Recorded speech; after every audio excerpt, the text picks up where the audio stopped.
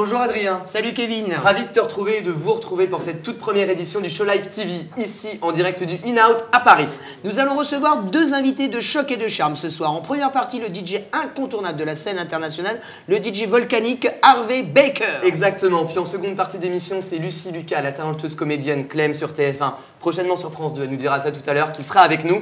Et en fin d'émission, c'est notre barman attitré, Monsieur Vincent, qui nous fera sa rubrique prête à checker. À toi donc d'écouter les questions et les réponses de notre interview avec Lucie. Ce sera en fin d'émission, à tout à l'heure. Je vous propose dès à présent de retrouver Show Live TV avec Harvey Baker et ça se passe par là.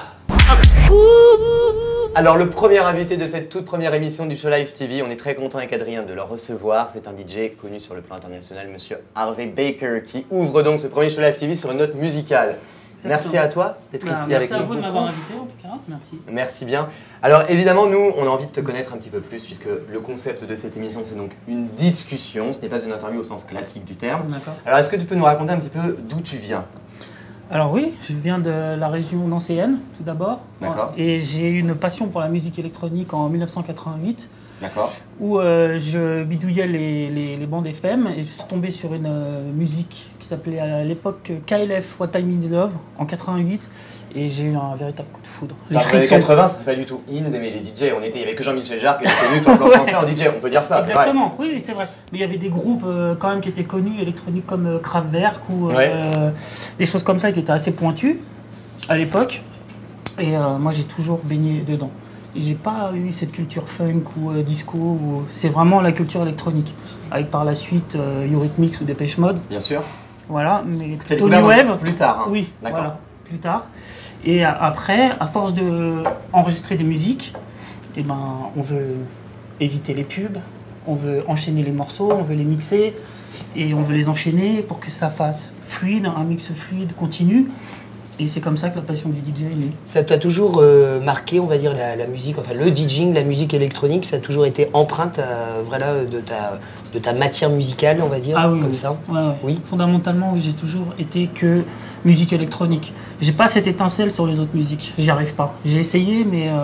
Ah, t'as essayé quand même, hein? Oui, j'ai essayé. Quelle variété, quel style? J'ai essayé de faire des soirées DJ un peu plus généralistes ou house un peu plus commercial, mais... C'est pas moi, c'est pas mon âme. C'est pas la touche Harvey Baker. Non, j'arrive pas. On rappelle que tu es producteur également. Oui. Tu as commencé d'abord en étant...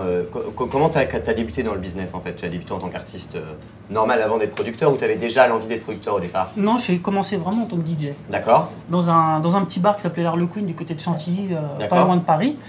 Et c'est ça qui m'a lancé en fait. En quelle année? Voilà, ça c'était dans les années 2005. Ouais. Ah d'accord, donc c'est-à-dire 17 ans après avoir découvert ta passion donc, pour cette musique-là. Ouais. Donc c'est-à-dire que tu as tout de suite voulu en faire ton métier ou alors tu es allé vers autre chose avant de voir que c'était ça que tu voulais faire? Avant j'étais plus passionné pour l'écoute.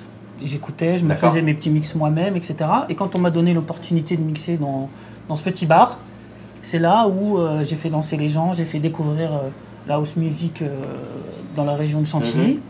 Et ensuite, on m'a proposé un poste dans un magasin de disques à Paris qui s'appelait Club News. D'accord. À l'époque, et j'étais vendeur de vinyle. Disquaire, c'est ça? Voilà, au début, avant d'être vraiment DJ. Mais la passion pour la musique, de toute façon, était là. Elle était là. Elle a toujours été omniprésente dans ta vie. Oui, je suis né avec. En fait, je me trouvais pas, jusqu'en 1988, je me trouvais pas, musicalement parlant. Et quand j'ai entendu ce morceau qui, à l'époque, faisait partie du mouvement Rave. Tu nous rappelles le titre du morceau, s'il te plaît? C'était KLF, What Time Is Love, en 88. Ce qui faisait partie du mouvement, à l'époque, qu'on appelait Rave, qui venait d'Angleterre. Effectivement, oui. Ouais. Et donc, je suis baigné dedans et j'en suis jamais sorti. Vraiment. Et comment ça s'est passé alors? Donc, c'est-à-dire que tu as commencé à être DJ, ensuite tu as rencontré les gens qu'il fallait pour sortir un premier IP, ou comment ça s'est fait? En fait, non, j'ai plutôt tout misé sur le DJing parce qu'à l'époque, on mixait sur vinyle. Oui. Donc, il n'y avait pas encore ce côté ordinateur. C'est bien ce côté vinyle. D'ailleurs, c'est un retour en arrière. Là, en 2014, encore plus que jamais, puisque donc, le vinyle est absolument partout. Oui, c'est vrai. Oui. Le vinyle commence à revenir de plus en plus. Plus à l'étranger qu'en France, quand même, j'ai l'impression. C'est-à-dire que toi, en fait, tu as commencé en tant que DJ au moment où, c'est une question que je voulais te poser de toute façon, oui. Au moment où il y a eu, où c'est devenu in d'aimer les DJ, c'est-à-dire qu'il y a eu une explosion des DJ fin 90, début 2000, il y a eu les Daft Punk, il y a eu David Guetta, Bob Sinclair, Martin Solveig, tout le monde était en même temps les années 2000, alors que c'est des gens qui existaient, qui faisaient cette musique-là quand même depuis 20 ans. Depuis longtemps. Comment t'expliques justement ce goût pour surtout pour la France, en Angleterre ça arrive avant, mais ce goût pour la France, pour les DJ, le son DJ, même si c'est du son commercial quand on parle de Guetta, Sinclair, etc., mais ça reste quand même des DJ. Comment t'expliques cet engouement d'un coup, comme ça? Ça arrive en une année. Parce que je crois que les gens voulaient peut-être s'identifier à d'autres stars, à d'autres façons d'aimer la musique, et je pense que les DJ représentaient ce mouvement-là à l'époque. C'est-à-dire qu'ils avaient peut-être envie de starifier autre chose que ceux qui produisent vraiment de la musique, par exemple comme les artistes comme Shakira ou etc. Et le DJ en fait c'est une star qui, avec toutes ses musiques, arrive à les mixer ensemble et le donne au public pour mettre une ambiance, pour leur faire découvrir de nouveaux sons. Tu te situes où, toi, d'un aspect créatif, par rapport à tout ce qui est Solveig, Guetta, Sinclair, qui eux-mêmes ne font pas la même chose, évidemment, mais toi, par rapport à eux, tu te situes dans un truc un petit peu plus underground, un petit peu... Oui, complètement. Carrément. Oui. Moi, c'est underground. Mon style musical, c'est la tech house. Et c'est vraiment un style musical qui est pas... Justement, pour les gens qui ne savaient pas ce que c'est. Le style tech house. Par exemple, David Guetta, il fait de l'électro club pour la radio, pour les clubs. Et moi, c'est carrément underground pour les... Je ne saurais pas comment dire. Mais tu sais quoi, le mieux, ce serait peut-être que les gens voient un petit peu ce que tu fais. Alors nous, on a une petite vidéo à montrer. C'est toi qui fais un set, je pense, au Galeries Lafayette. C'est bien exactement. Ça voilà, c'était il n'y a pas si longtemps que ça. Oui, c'était le 19. D'accord. Et écoutez, on va voir tout de suite ce que donne Harvey Baker sur scène. Alors bonjour, c'est Harvey Baker en direct des Galeries Lafayette. C'est la Chose Luxe Party. Et c'est une animation spéciale luxe pour les clients privilégiés des galeries. Avec un coin maquillage pour les ongles, etc. Un coin musique, comme ici. Et là-bas, nous avons vu un coin où nous avons 3 mannequins femmes et 3 mannequins hommes qui dansent sur Madonna. Aujourd'hui, j'ai mixé exactement de 17h30 à 20h30. Un mix plutôt house, mélangé avec un petit peu d'électro. Surtout des voix, j'adore, comme là. Ouais, beaucoup de voix, j'adore. Et puis aussi pour cette clientèle qui ne danse pas forcément dans les magasins, ils aiment bien acheter et se balader en écoutant du bon son.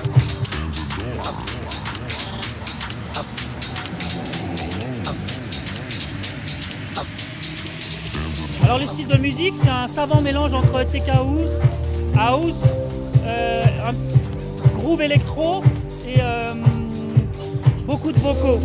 Parce que les vocaux, pour les gens, c'est facile à se rappeler, à aimer, tout simplement.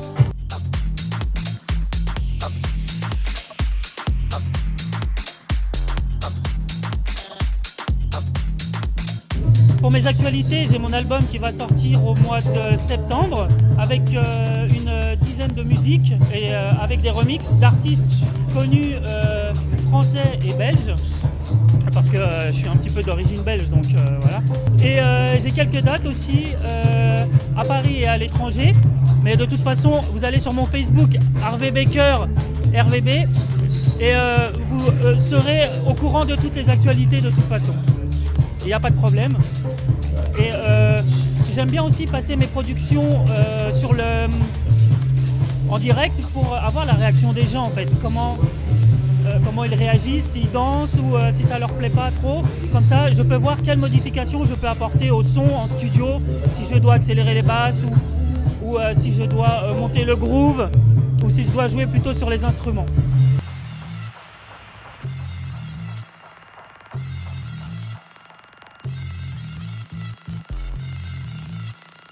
Alors nous, pour te connaître un petit peu mieux, on t'a demandé de nous ramener un vinyle d'un artiste que tu aimes bien, ou d'une chanson que tu aimes bien qui a un peu changé ta vie. Donc du coup, c'est une surprise, on ne sait pas ce que tu nous as ramené. Exactement, voilà la surprise. Je suis très content que tu nous ramènes un vinyle. Pour moi, vraiment, le vinyle, c'est l'âme de la musique et tout, donc c'est très bien de parler de vinyle pour moi encore. aussi, exactement. Voilà, donc ça revient un peu à la mode et on en est très content. Ouais. Alors explique-nous un petit peu ce que c'est que cet artiste. Alors, ces artistes. Alors c'est Sydenham et Ferrer, donc Denis Ferrer, qui sont producteurs de musique très mélodieuse. Très mélodieuse. Et ce titre-là, ça a été un des titres phares d'un célèbre after dans lequel j'étais résident et qui s'appelle La Follow Me. D'accord, très bien. Et sur les Champs-Élysées non, Bastille. Maintenant, sur les Champs-Élysées, à l'époque, Bastille, effectivement, c'est une Bastille. Voilà. Et ce titre-là, à chaque fois que je le passais, c'était carton assuré. Vraiment gros carton, avec des pianos, des nappes, de la mélodie, un pied très fort. C'est ça aussi, de savoir coupler le rythme qui tape, qui cogne, avec des mélodies. Eh ben écoute, alors là, donc il est beau ce vinyle, je crois qu'il tient comme la prunelle de tes yeux.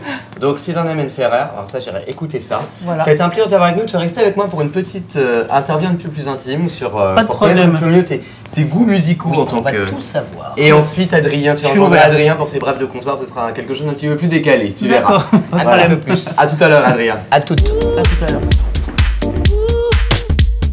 Alors, on va faire avec Harvey une interview Le Bon Son. C'est un moment encore plus intime que ce qu'on a vécu tout à l'heure, parce que je vais pouvoir aller au fond de tes pensées pour savoir quel est le meilleur son pour différentes situations. Alors, le meilleur son pour séduire, Harvey. Pour séduire, je pense que ça serait un son lounge, parce qu'on peut faire l'amour dessus. D'accord. C'est très mélodieux, il y a des voix, c'est très musical. Et T'as un son particulier en tête? Assez lent. Ou pas forcément un son, mais un artiste particulier En lounge, on peut trouver des très belles compilations avec Ed Candy. D'accord, très bien. Donc Ed ça, Candy c'est pour séduire. lounge, voilà, pour séduire. Et pour danser? Pour danser, alors ça dépend comment on veut danser. Ça dépend quel style de musique Toi, on aime. parce que le son parfait pour toi, c'est que tu l'entends, tu as envie d'aller sur une piste de danse. Ah bah moi je vais dire ça va être un DJ que j'adore comme Marco Carola, Loco Ouais, Dice. d'accord. Ces DJ là où dès qu'ils passent au platine, je suis obligé d'aller danser. Un titre qui te donne de l'émotion, pas forcément qui te fait pleurer, mais un titre qui te donne de l'émotion, qui ne donne pas forcément envie de danser ou d'aller séduire, etc., mais qui te chamboule un petit peu quand tu l'entends. Et ben j'en ai un deuxième. Ah! Justement, Isolé, Beaume plage. Alors ça, c'est un très beau titre. Beaume aux plages, effectivement, oui. Ouais, tout à fait. Beaume aux À plages. écouter. On reconnaîtra le jeu de mots, évidemment. Voilà. D'accord.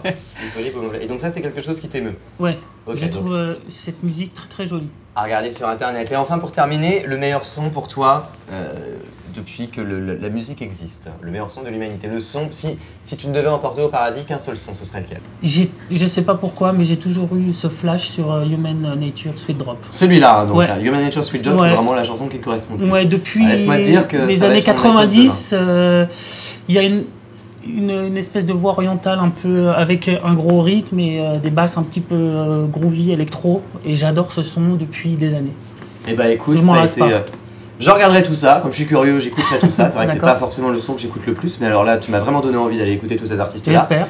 Je vais te laisser avec des chansons encore plus intimes que celle-là. Ça va être avec mon Ok. co-animateur Adrien pour ses J'arrive. brèves de comptoir. J'arrive. Et je te remercie infiniment d'avoir été avec nous aujourd'hui. Je Merci vous beaucoup remercie. Harvey. De rien. À très bientôt Adrien. Harvey est à toi. Pour cette première brève de comptoir, je suis très heureux d'accueillir Harvey. Il va nous dévoiler un petit peu plus ses traits de caractère et sa personnalité. Harvey! Alors, on va commencer tout de suite avec une question un petit peu tatilleuse sur déjà ton nom, Harvey Baker. Donc, plutôt Harvey Milk ou plutôt Simon Baker? Zimentaliste, bien sûr. Plutôt Harvey Milk. Harvey Milk? Ouais. Pourquoi? Ça te Bah, parle la communauté plus? gay, ils aiment le son, donc Tu es plus emprunt cette voilà. Même à si ces je suis choses-là. hétéro moi-même, mais la communauté gay, j'aime bien, j'ai travaillé avec eux, j'ai fait des soirées, etc. Donc Harvey Milk était tourné, voilà, enfin c'était du côté de Los Angeles, San Francisco, où donc ça a émergé, on va dire, le mouvement de la communauté gay, et puis bien sûr donc tout ce qui a découlé au préalable. On va revenir par contre du côté français. D'accord. Voilà, si je te dis une région laquelle tu serais attaché, donc est-ce que tu pourrais me dire une seule et unique région? Alors, sans hésiter, l'Oise. Alors le pourquoi? Parce que j'ai commencé ma carrière de DJ dans l'Oise, dans un petit bar à Chantilly. À Chantilly? Oui. Chantilly même, hein? Oui, c'est oui, ça. Petite ville. En plein comme ça. centre. Ouais. Plein centre-ville. Plein centre-ville. On va repartir du côté de la galaxie. Oui. Si je te dis une planète comme ça, est-ce que tu aurais déjà comme ça un petit peu les yeux qui brillent comme ça vers les étoiles? Mes yeux brillent pour la planète Vénus. Vénus? La planète de l'amour, bien sûr. Ah, et tu es un grand amoureux comme ça dans Oui. l'âme? Ouais, tout à fait. Tout à fait. Mm. Si une autre question, on va dire plus axée sur donc la musique comme ça. Donc bien sûr, tu es très international, avec bien sûr plutôt un goût vers l'anglo-saxon et bien sûr l'Amérique. Mais on va rester en France. Années 80, 70, si tu devais citer qu'un seul et unique artiste des années 70-80 français, donc, lequel choisirais-tu? Jean-Michel Jarre. Jean-Michel Jarre? Allez, ouais. Pour toute la musique électro, tout ce que Exactement. ça. Tu penses qu'il a été précurseur comme ça un petit peu? Précurseur, avec Laurent Garnier aussi. Avec Laurent Garnier? Oui, Laurent Garnier, plus finalement, Laurent Garnier, ouais. Alors on va parler maintenant un petit peu autre chose que de la musique quand même. C'est aussi, je crois que tu es un petit peu sportif dans l'âme. Oui. Et donc si je te cite de sport, tu vas me dire lequel des deux es-tu le plus attiré? Voilà. Golf ou plutôt football, qui est d'ailleurs au cœur de l'actualité en ce Tout à moment. fait. Je préfère le football. C'est moins fatigant le football, c'est ça? Oui, surtout quand tu le regardes de ton canapé, bien à l'aise. Bien assis. Voilà. Alors pas trop footballeur quand même dans l'âme, si un petit peu quand même, non? Non. Je regarde uniquement la Coupe du Monde. Je supporte la France, mais sinon le championnat français, non, je suis pas. Et un petit peu sportif quand même, enfin Oui, dans ta jeunesse? Dans une salle en fait. En salle? En salle, oui. Muscu, tout ça? Oui, course à pied. Cheval etc. d'arçon. Oui, voilà. Trapèze. Oui, Ah, c'est sympathique. En tout cas, merci beaucoup de cette première, puisque donc tu ouvres le bal de nos invités pour ce show Live TV. Exactement. On va passer à une autre actualité sur un autre invité qui se veut ultra flamboyant, et c'est Lucie Lucas, comédienne, actrice, qu'on va retrouver avec Kevin dans un très court instant. Merci infiniment Merci de ta à toi. présence, Harvey Merci. Baker. Ouais. Alors on entame la deuxième partie de cette première émission Show Live TV avec une invitée qu'on est absolument ravis de recevoir. C'est une amie, elle nous fait le cadeau d'être là pour cette première émission. Merci à toi. Lucie Lucas est avec nous ce soir pour une actualité extrêmement chargée. Merci à toi d'être venue pour cette toute première émission, pour ce nouveau concept avec Adrien. On est absolument ravis de t'avoir. Alors on va revenir avec toi de façon un petit peu intimiste sur ta carrière, Lucie, parce que tu as beaucoup d'actualités cette année. Beaucoup, donc je suis très fier de toi, je suis très content pour toi. Alors d'abord, est-ce que tu peux nous expliquer un petit peu d'où tu viens et comment t'es venue cette envie d'être comédienne? Oui, c'est un peu les débuts. Alors, les débuts. J'ai commencé le théâtre, j'avais 9 ans, je cherchais une activité à faire et je suis tombée sur le stand théâtre et j'ai trouvé ça trop bien. Enfin, c'est très beau, donc voilà, j'ai commencé le théâtre comme ça, j'ai tout de suite adoré, j'ai voulu continuer, j'ai continué pendant 10 ans. Et j'ai fait un bac théâtre, tout ça, et je me disais jamais je serai comédienne parce que c'est trop précaire. Moi, j'avais envie d'être une maman jeune, j'avais envie d'être très indépendante financièrement, et ça me paraissait totalement impossible avec le projet de comédienne. Mais c'est généralement ceux qui disent ça qui réussissent en premier. Hein, tout le temps. Et du coup, oui, peut-être que ça m'a permis d'avoir une pression moindre. Et du coup, quand j'ai commencé à être comédienne, ça s'est passé facilement. Quel regard ta famille t'a apporté sur le monde du théâtre, sur le monde de la comédie? Moi, mes parents, ce sont des artistes à la base. Donc, enfin, pas à la base, c'est des artistes tout court. Et ma mère est styliste. Et elle chante, elle joue de la guitare merveilleusement. Mon papa est musicien, designer. Il est aussi un G-son pour Radio France, bon, ils font plein de choses. Donc t'as baigné dedans petite en fait. Et du coup mes parents n'ont jamais mal vu le fait que je sois intéressée par quelques domaines artistiques. Ça t'a permis comme ça de pouvoir évoluer? Ah bah oui, j'ai une famille qui est très très présente et qui me soutient énormément. Ils m'ont toujours soutenue en fait à fond du moment que j'étais pas dilettante. Voilà, il fallait que je fasse les choses vraiment avec tout mon cœur et que je travaille énormément. Et dans ces cas-là, ils me soutiennent et ils m'ont toujours soutenu. Voilà, et je crois que tu as gardé ces lignes de vie, de travailler énormément encore pour travailler avec toi. Je sais que tu travailles énormément. Et alors moi j'aimerais savoir, parce qu'avant d'être comédienne, on va revenir bien sûr sur 15 ans et demi avec Daniel Auteuil qui a été ton premier film, on va revenir sur Le Missionnaire également, mais auparavant tu as été mannequin et tu es passée de mannequin à comédienne, et c'est grâce à une agence de mannequin d'ailleurs que tu es devenue comédienne, me semble-t-il, c'est ça? Ouais, parce que le boss de mon agence me disait: ma petite Lucie, t'as rien à faire chez nous, bon je sais que tu travailles, je sais que tu t'en sors bien et tout ça, c'est très étonnant d'ailleurs puisque tu fais 10 cm de moins que les autres. Mais toi, il faut que tu sois comédienne, c'est là-dedans que tu vas exploser, blablabla. Et en fait, il m'a carrément inscrite dans une école, parce que moi, je voulais pas en entendre parler. Et il m'a inscrite dans une école qui est le Studio Pygmalion. Oui, une grande école de théâtre parisienne. Ouais, c'est une chouette école en tout cas. Et du coup, j'y suis allée.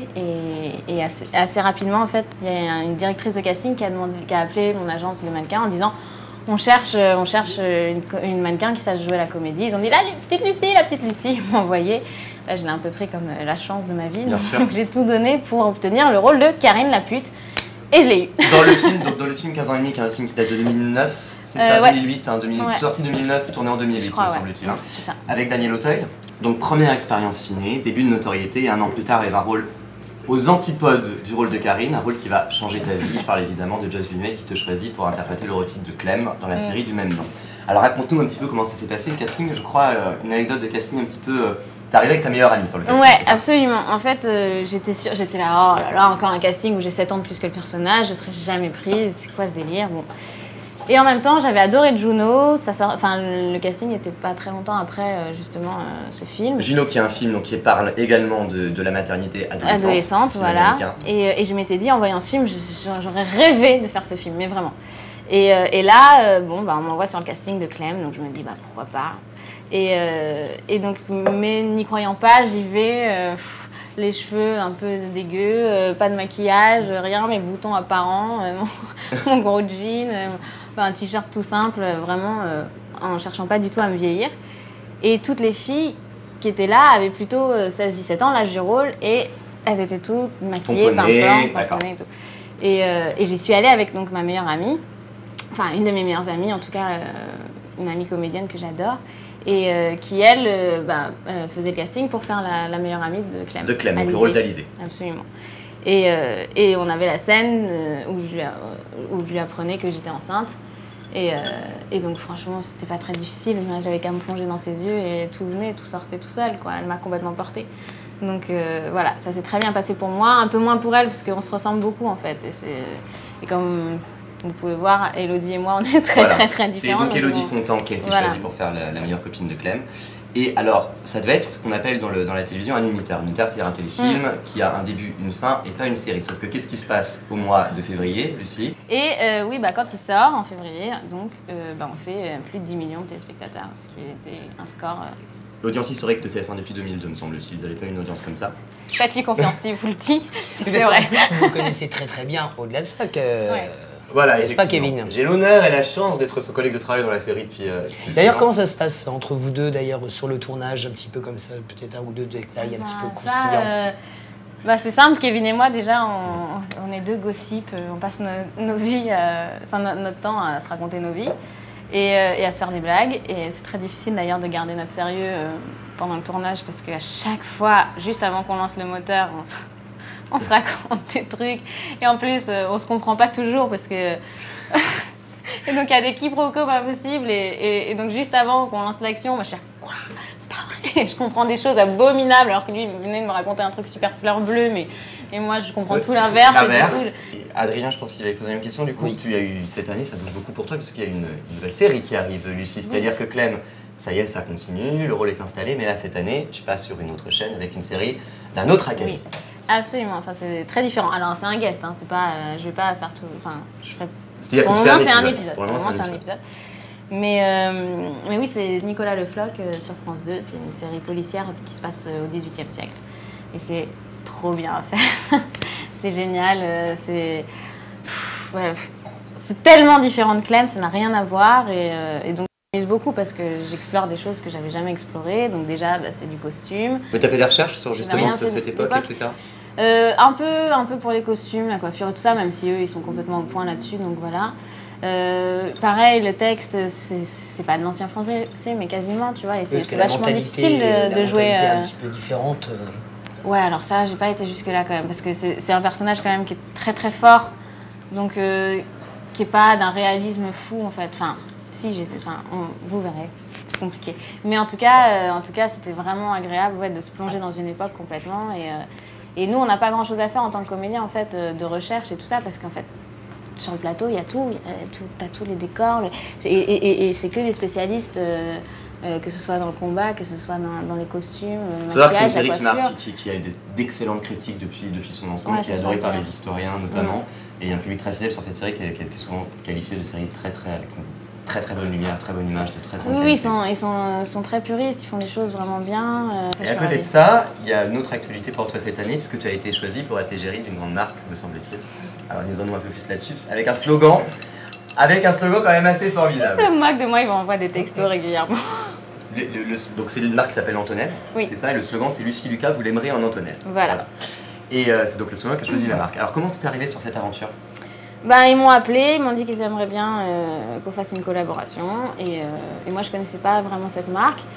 Et je me suis plongée dedans et j'ai trouvé que c'était vachement sympa leur ligne parce que y a vraiment pour tous les âges. En fait, on peut aller faire du shopping avec sa petite sœur, sa mère, sa grand-mère, avec tout le monde. Et tout le monde repart avec des pièces contemporaines et bien coupées et sympas. Et voilà, donc C'est beaucoup de basiques et de basiques un peu chic. Et t'es contente, toi, de mener sur les deux fronts la carrière mannequin et comédienne, de pouvoir faire les deux, ça c'est. Voilà. Ouais, t'as pas de problème d'étiquette. Tu subis pas encore ce problème d'étiquette. Non, mais justement, c'est bien parce que Clem, c'est une fille super lambda, tu vois, qui doit parler à tout le monde, qui est très très jeune et tout ça. Et Antonelle, ça montre une image plus glamour, plus femme, tout ça, que j'avais pas jusqu'à présent. Donc, non, je suis contente. Donc ça te sert. Bah oui, c'est bien, puis on multiplie les images et ouais, et mieux c'est. C'est génial. Et par rapport, donc évidemment, on va pas venir sur ta vie personnelle puisqu'on respecte totalement les personnels de nos invités, mais néanmoins, c'est un secret pour personne que durant ces 6 années de tournage, tu as eu 2 enfants. Oui. Improbable, pendant que tu tournais. Oui. Tu les as pas eu, évidemment, tu n'as pas accouché pendant que tu tournais, mais ça a dû. En quoi ça t'a aidé pour le personnage?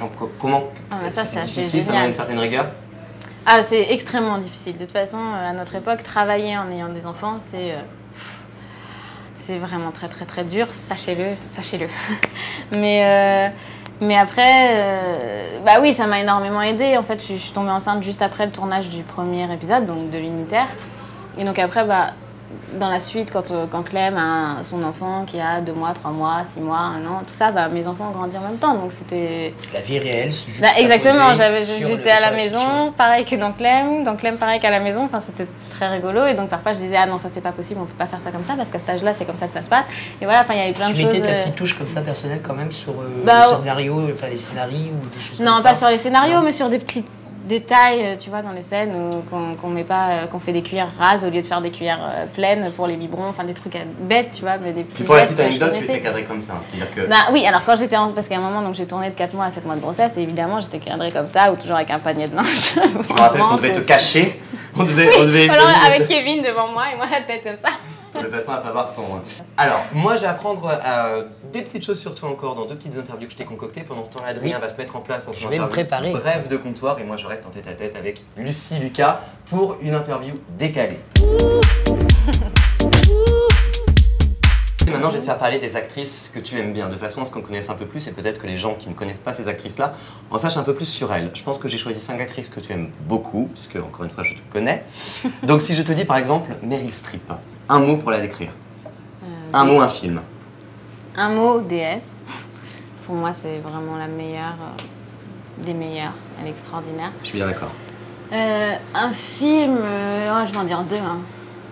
Oui, mais Meryl Streep, on a le choix entre 150 films. Voilà. Et je vais dire Sur la route de Madison. Avec Clint Eastwood, donc. Voilà. Et... Elle a eu l'Oscar pour celui-là, comme pour tous les autres. Voilà. Et petite confidence à ma psy. Qui a improbable. Avec Uma Thurman. Absolument. Jamais. Alors tu vois, deuxième surprise, j'aurais pas cru que tu citerais ce film-là. Et ben en fait, parce que c'est là où elle m'a montré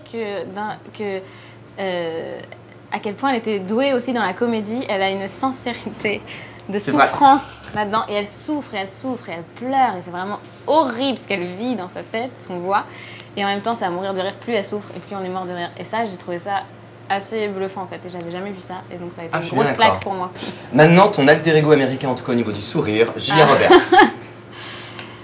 Alors là c'est un peu gênant, je dis des coups. Amoureuse, c'est une fille dont on a envie de tomber amoureux, non? Et un film?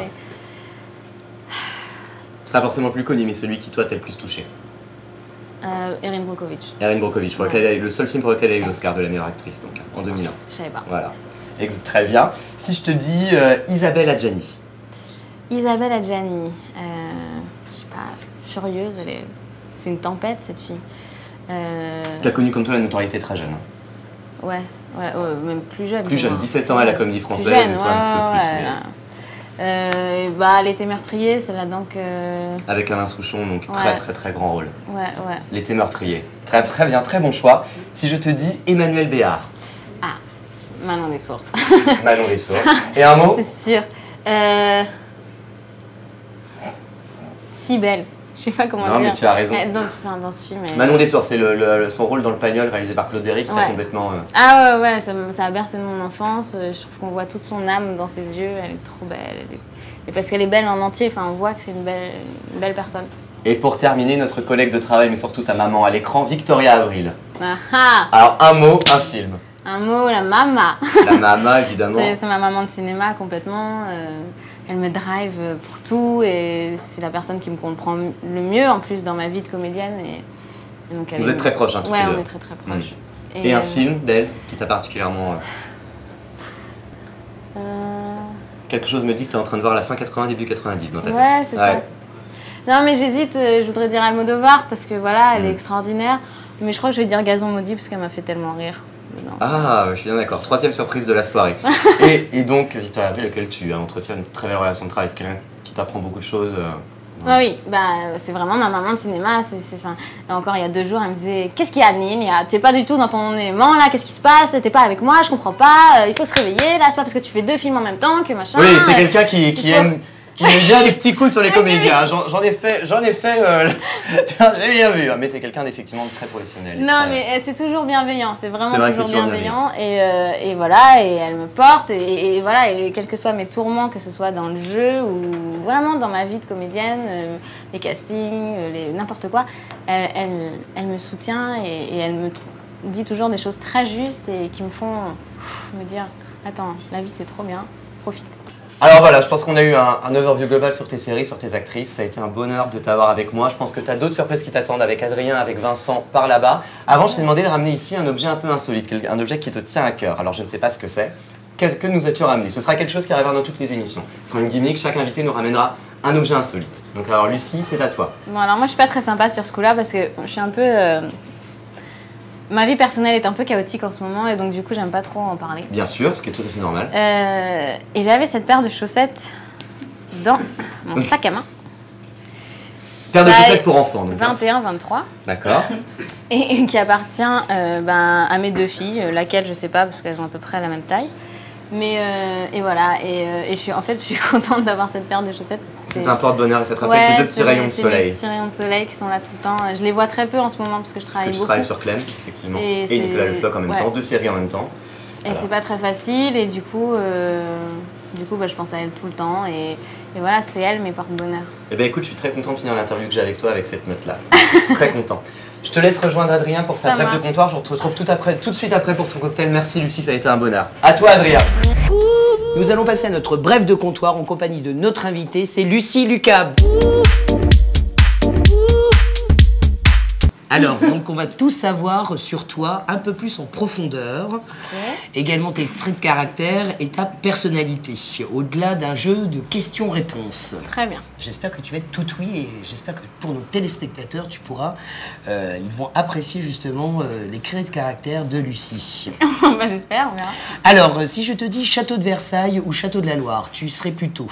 Allez, on va dire Château de la Loire, parce que j'ai commencé à les faire il n'y a pas très longtemps. Et donc, du coup, c'est plein de souvenirs très frais. Et donc, voilà, Château de la Loire. Amboise, Cheverny, Chambord Oui, Chambord, Cheverny. Voilà. Ça t'interpelle beaucoup, enfin, cet univers, justement, un petit peu historique, on l'a parlé tout à l'heure avec le film notamment. Mais bah oui, bien sûr. Enfin, je sais pas. Oui, en plus, ma mère est passionnée d'histoire, donc elle m'a toujours bercée d'histoire. Et donc, j'adore. Alors, une autre petite question.